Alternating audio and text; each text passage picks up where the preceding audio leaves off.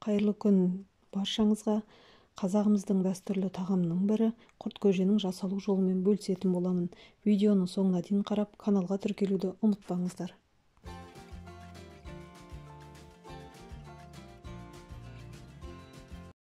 Ең бірінші қайнап тұрған ыстық суымызға езілген ұнымызды салып, араластыра отырып пісіріп алатын боламыз.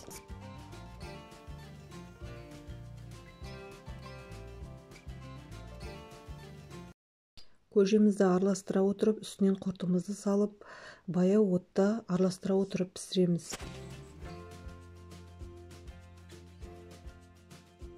Көжемізді араластыра отырып, баяу отта пісіреміз. Жалпы құрт көженің пайдасы өте мол. Ол көбінесе қыста дайындалады. Қазақтар мұны қыстың қымызы деп те атайды. Өйткені құрт көже әрі тамақ, әрі сусын ретінде де істеп ішетін болған.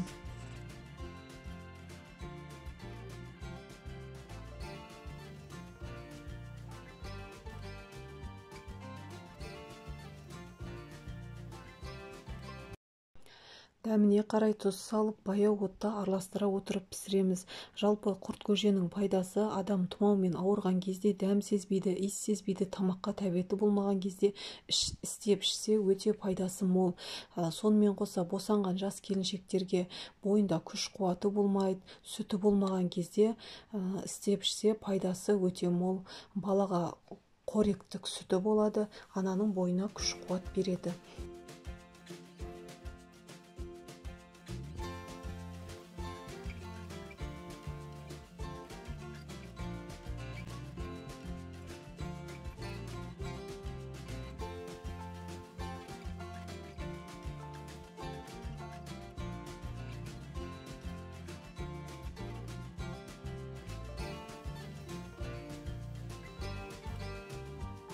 Көжемізді араластыра отырып сүзгіден өткіздім.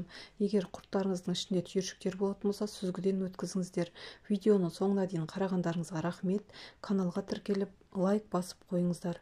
Жалпы құрт көженің пайдасы өте мол, витаминге бай тамақ. Істеп көрулеріңізге кеңес беремін.